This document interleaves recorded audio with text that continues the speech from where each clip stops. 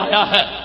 رب نے کیا فرمایا؟ هو الذی ایدک بنصرہ، سارے مل کے میرے ساتھ پڑھو تاکہ یہ رات کے سناٹے یہاں سے لے کر مدینہ شریف تک گواہ ہو جائیں کہ صفہ کا انداز توحید پڑھایا جا رہا ہے۔ پڑھو هو الذی ایدک بنصرہ وبالمؤمنین، وہ اللہ وہ ہے جس نے محبوب تمہاری مدد کی اپنی مدد سے، وبالمؤمنین اور مومنین کی مدد سے۔ تو مومنین کی مدد کا ذکر کیوں آیا؟ صرف ایک جواب ہے جو صرف سنی دے سکتا ہے، دوسرا نہیں دے سکتا۔ وہ کیا ہے کہ بالمؤمنین میں وہ نہیں مدد جو غیر کی ہو۔ اگر غیر کی ہوتی تو کوئی کہتا بنصرہ کے بعد بالمؤمنین کا تو کیا بنتا ہے؟ بالمؤمنین میں وہ مدد نہیں جو غیر کی ہو۔ غیر کی ہوتی تو کہتا کوئی داتا صاحب کیا لینے جاتے ہو؟ بالمؤمنین میں جو مدد ہے یہ غیر کی نہیں، اصل میں مدد اللہ کی ہے۔ اس کی قسمیں دو ہیں، کبھی براہ راست آتی ہے، کبھی بالواسطہ آتی ہے۔ براہ راست آئے تو بنصرہ ہی ہوتا ہے، واسطے سے آئے تو بالمؤمنین ہوتا ہے۔ یہ ہے قرآن، یہ ہے قرآنی توحید، یہ ہے قرآن بنصرہ و بالمؤمنین۔ مدد اللہ ہی کی ہے لیکن طریقے دو ہیں، کبھی ڈائریکٹ کبھی وسیلے سے۔ رب کو پتا تھا میری توحید کی آڑ میں کچھ لوگ وسیلے کا انکار کریں گے، بنصرہ کے بعد وبالمؤمنین فرما دیا۔ اللہ واضح کر رہا ہے مدد میری ہے، بنصرہ میں مدد میری ہی ہے، بالمؤمنین میں طریقے میرے دو ہیں، چاہوں تو خود کر دیتا ہوں اور چاہوں تو اپنے ولیوں کو اپنی مدد کا مظہر بنا دیتا ہوں۔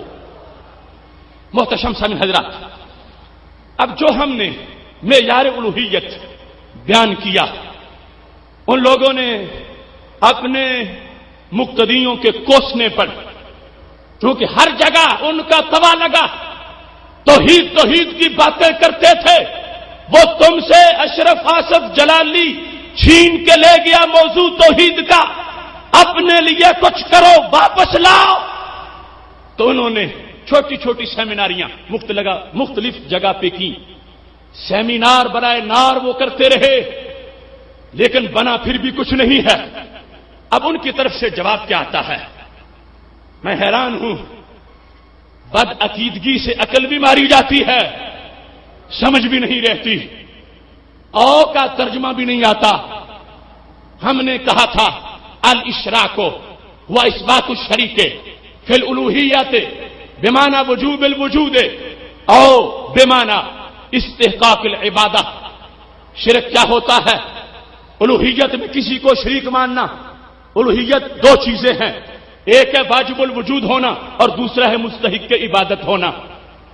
درمیان میں لفظ او ہے، حرف او کا ہے، یا یہ یا وہ۔ مطلب کیا بنتا ہے؟ اگر اللہ کے سوا کسی نے دونوں وصف کسی اور میں مان لیے، اللہ کے سوا کسی کو واجب الوجود بھی مان لیا، مستحق کے عبادت بھی مان لیا، پھر بھی مشرک ہو گیا۔ رب کے سوا کسی کو صرف مستحق کی عبادت مان لیا، پھر بھی مشرک ہو گیا۔ رب کے سوا کسی کو صرف واجب الوجود مان لیا، پھر بھی مشرک ہو گیا۔ اور سے تین مطلب نکل رہے تھے، چونکہ دو چیزوں کے درمیان یا آیا ہوا ہے، دونوں کا یک وقت پایا جانا ضروری نہیں کہ دونوں پائی جائیں تو پھر شرک بنے، دونوں میں سے کوئی ایک پائی جائے گی تو پھر بھی شرک بن جائے گا۔ اللہ کے سوا اگر کسی نے کسی کو واجب الوجود مان لیا پھر بھی مشرک ہو جائے گا، یا مستحق کی عبادت مان لیا پھر بھی مشرک ہو جائے گا، یا دونوں کچھ مان لیا پھر بھی مشرک ہو جائے گا۔ اب ان لوگوں کے جواب دیکھو، کہنے لگے کہ ہم تجھے دکھاتے ہیں قرآن سے کہ تمہارا جو معیار الوہیت ہے اس کے لحاظ سے وہ چیز نہیں پائی گئی، شرک پھر بھی پایا گیا۔ تو کس جگہ پر؟ کہنے لگے قرآن میں ہے، سورہ یونس آیت نمبر 18۔ یہ ان کے سکالر اور جو آخری محقق اور مناظر ان کی تقریریں ہیں۔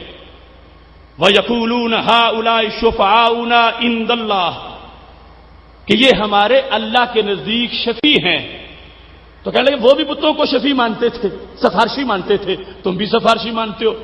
اب وہ یہ نہیں کہہ رہے کہ بت واجب الوجود ہیں، ان کو پتا ہم نے اپنے ہاتھوں سے گھڑے، تو دیکھو ان کے بت ان کے بنائے ہوئے ہیں، واجب الوجود نہیں ہے، سفارشی بتوں کو مانا ہے، تو واجب الوجود مانے بغیر بھی شرک پایا گیا۔ تم کہتے ہو کہ معیار الوہیت یہ ہے، واجب الوجود کا لفظ تم بولتے ہو، کہنے لگے بتوں کو، بت پرستوں کو پتا ہے ہم نے اپنے بت خود بنائے ہیں، یہ ازلی ابدی دائمی نہیں ہے، بنائے ہیں خود، اب واجب الوجود نہیں مانتے، صرف کیا مانتے ہیں؟ سفارشی مانتے ہیں، تو پھر بھی وہ مشرک ہیں۔ کہنے لگے جو تم کہتے ہو اس کے مطابق تو پھر مکہ کے مشرک بھی مشرک نہیں بنتے، جو تم کہتے ہو اس کے مطابق تو ابو جال بھی مشرک نہیں بنتا، کیونکہ ابو جال بھی بتوں کو واجب الوجود نہیں مانتا، وہ بھی ان کو اپنا سفارشی مانتا ہے، تو پھر تمہاری تعریف کے مطابق تو وہ بھی مشرک نہ بنا۔ میں کہتا ہوں جب بدعقیدگی آتی ہے تو عقل ماری جاتی ہے۔ میں نے جو شرع عقائد سے، جو اسلاف سے تعریف توحید اور شرک پیش کی تھی اس پہ قائم ہے، الحمد سے لے کر والناس تک پورا قرآن ایسا ہے۔ جو تم یہ کہہ رہے ہو کہ واجب الوجود نہیں مانا گیا پھر بھی شرک پایا گیا، تو میں نے کہا بدبختو دیکھو دوسری شرک سے آنکھیں بند کیوں کر لی ہیں؟ میں نے کہا تھا رب کے سوا اگر کوئی کسی کو واجب الوجود مانے یا مستحق عبادت مانے تو مشرک ہو جائے گا، تو مکہ کے مشرک اگر بتوں کو واجب الوجود نہیں مانتے تھے، معبود تو مانتے تھے، جب معبود مانتے تھے تو پھر ہماری بات کے مطابق وہ مشرک بنے اور معیار الوہیت صحیح ثابت ہوا۔ اور میں نے کہا یہ آیت جو تم نے پیش کی اگر تھوڑا سا پہلے پڑھو گے تو تمہیں دودھ کا دودھ اور پانی کا پانی نظر آ جائے گا۔ پہلے کیا ہے؟ سورہ یونس آیت نمبر 18 پارہ نمبر 11 اللہ ارشاد فرماتا ہے وَيَعْبُدُونَ مِن دُونِ اللَّهِ مَا لَا يَضُرُّهُمْ وَلَا يَنفَعُهُمْ وَيَقُولُونَ هَؤُلَاءِ شُفَعَاؤُنَا عِندَ اللَّهِ، کہ وہ عبادت کرتے ہیں رب کے سوا ان کی جو نفع دیتے ہیں نہ نقصان دیتے ہیں، اور یہ عبادت کرنے والے کہتے ہیں یہ ہمارے سفارشی ہیں۔ تو میں نے کہا پاگلو یہ مشرک اس لیے بن گئے ہیں کہ یہ رب کے سوا ان کی عبادت کرتے ہیں، ان کو پوچھتے ہیں، ان کی بندگی کرتے ہیں۔ تو ہم نے یہ نہیں کہا کہ واجب الوجود بھی مانے اور معبود بھی مانے تو پھر مشرک بنے، ہم نے تو او کا حرف استعمال کیا ہے، صرف واجب الوجود کو مانے پھر بھی مشرک ہو جائے گا رب کے سوا کسی کو، اور رب کے سوا صرف کسی کو معبود مانے گا پھر بھی مشرک ہو جائے گا۔ اب قرآن یہ چوری کب تک چلے گی؟ ہم یہ دھاندلی اللہ کے فضل سے نہیں چلنے دیں گے۔ آیت کا ما قبل دوسرا پارا پڑھنا، دوسرا رکوع پڑھنا، اس کی تو نوبت ہی نہیں آئے گی۔ جہاں سے چوری کرنا چاہتے ہیں ادھر سے تھوڑا سا پہلے پڑھو گے تو پتا چلے گا کہ یہ وہی انداز توحید ہے جو صفہ سے چل کے آیا ہے۔ اس کے بعد کہنے لگے اللہ تعالیٰ قرآن مجید میں ارشاد فرماتا ہے یا بنی آدم، رب ذوالجلال کا فرمان پارہ نمبر 23 سورہ یاسین آیت نمبر 761 الم احد الیکم یا بنی آدم اللہ تعبدوا الشیطان انہ لکم عدو مبین۔ اللہ فرماتا ہے بنی آدم کیا میں نے تم سے عہد نہیں لیا تھا کہ تم شیطان کی عبادت نہیں کرو گے، کیونکہ وہ شیطان تمہارے لیے واضح دشمن ہے۔ تو کہنے لگے دیکھو شیطان کو کوئی بھی واجب الوجود نہیں مانتا، وہ بھی ایک مخلوق ہے، اور کوئی بھی شیطان کو سامنے بٹھا کے سجدہ نہیں کرتا، تو شیطان کو سجدہ نہیں کرتے، اس کے باوجود بھی شیطان کے پجاری کہلائے ہیں، تو پتا چلا تمہاری تعریف تو غلط ہو گئی۔ تم نے کہا رب کے سوا اگر کسی کو واجب الوجود مانے یا رب کے سوا اگر کسی کو مستحق عبادت مانے تو پھر شرک بنتا ہے۔ اب یہاں نہ واجب الوجود مانا نہ مستحق عبادت مانا، شیطان کی عبادت نہ کرو۔ اب جو یہاں پر تفسیر ہے وہ کیا ہے کہ شیطان کی اطاعت نہ کرو، شیطان کا کہنا نہ مانو، تو پتا چلا کہ واجب الوجود اور مستحق عبادت مانے بغیر بھی معاذ اللہ شرک ہو سکتا ہے۔ جب شیطان کے لحاظ سے یہ کہہ کے بغلیں بجا رہے تھے تو ہم نے ان کے ضمیر پر دستک دی۔ یہ ٹھیک ہے کہ درجنوں تفاسیر کے اندر ترجمہ یہی ہے، اللہ تعبدوا الشیطان اللہ تطیعوہ ہو، کہ تم اس کی اطاعت نہ کرو۔ تعبدو سے مراد کیا ہے؟ اطاعت۔ اللہ فرماتا ہے کیا میں نے تم سے عہد نہیں لیا تھا کہ تم شیطان کی اطاعت نہیں کرو گے؟ شیطان کی بات ماننے کو عبادت کہا گیا۔ وہ لوگ اپنا دعویٰ ثابت کر رہے تھے، تو میں نے کہا اب دیکھو، اس اطاعت سے مراد ہر اطاعت نہیں ہے، اس اطاعت سے مراد کفر و شرک والی اطاعت ہے۔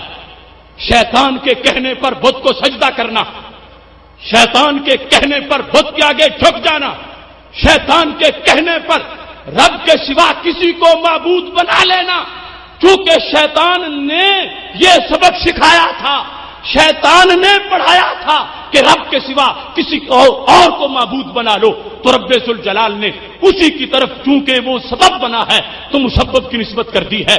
لہذا یہاں ہر اطاعت مراد نہیں ہے، ورنہ ایک قدم بھی کوئی آگے نہیں چل سکے گا۔ مثال کے طور پر مسجد میں نماز ہو رہی ہے، دکاندار دکان کھول کے بیٹھا ہے، وہ مسجد داخل نہیں ہوتا، مسجد سے باہر کھڑا ہے۔ اب مسجد نہ جا کے اس نے رب کا کہنا نہیں مانا اور شیطان کی بات مان لی ہے، تو کیا جو مسجد کے دروازے پہ کھڑا رہا تو وہ مشرک ہو گیا؟ کیا رمضان میں جس نے روزہ نہ رکھا تو وہ مشرک ہو گیا؟ کیا جس نے شیطان کے کہنے پر رات کو چوری کر لی وہ مشرک ہو گیا؟ کیا جس نے شیطان کے کہنے پر کسی کو گالی دے دی تو وہ مشرک ہو گیا؟ اب اطاعت تو پائی گئی، شیطان نے لڑا دیا، شیطان نے چوری کرا دی، شیطان نے نماز گھسا دی، شیطان نے پیچھے ہٹا دیا، اطاعت شیطان کی پائی گئی ہے، مگر اس کو عبادت شیطان نہیں کہا جائے گا، اس کو عبادت شیطان سے تعبیر نہیں کیا جائے گا۔